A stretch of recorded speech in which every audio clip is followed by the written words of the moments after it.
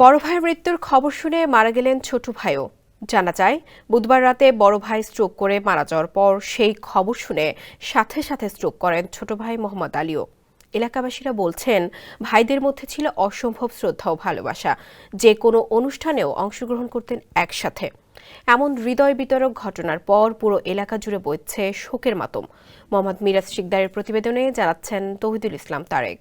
বড় ভাই জাহাঙ্গীর শিকদার মঙ্গলবার রাত 3:30টার দিকে অসুস্থ হয়ে পড়লে স্বজনরা তাকে সদর হাসপাতালে নিয়ে যান। সেখানে কর্তব্যরত চিকিৎসক তাকে মৃত ঘোষণা করেন। এই ঘটনার রেশ কাটিয়ে ওঠার আগেই ঘটে যায় আরেক ঘটনা।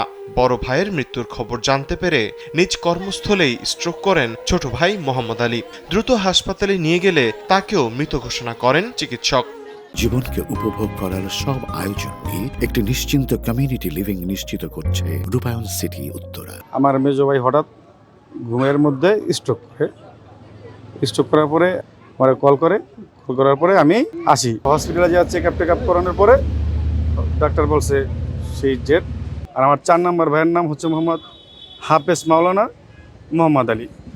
তো উনি মাদারীপুরে শিক্ষকতা করতো মাদ্রাসাতে।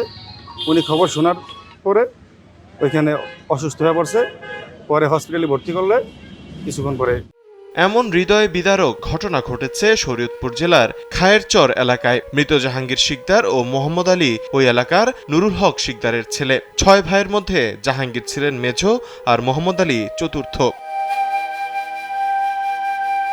নিহতের স্বজনরা জানান, 42 বছর বয়সী হাফেজ মোহাম্মদ আলী মাদারীপুরের খাগদি এলাকার একটি মাদ্রাসার শিক্ষক। বড় ভাইয়ের মৃত্যুর খবর তিনি মেনে নিতে পারেননি কোনোভাবেই।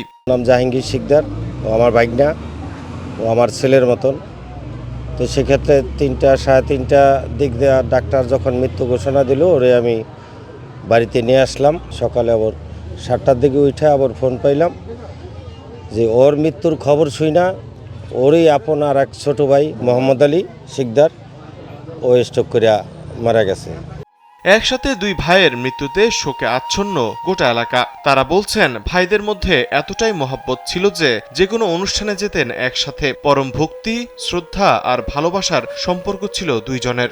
কোনো লোকে কইতে পারবে না খারাপ, আর একবার প্রতি একবার এত বড় ছিল, খবর পাইলে সব একখান হয়ে গেছে।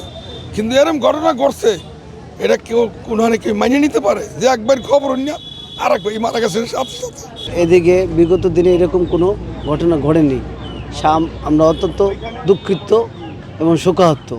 বৃহস্পতিবার একই সাথে 2 ভাইয়ের জানাজা শেষে দাফন করা হয় পাশাপাশি 2টি কবরে। তৌহিদুল ইসলাম তারেক, কালবেলা।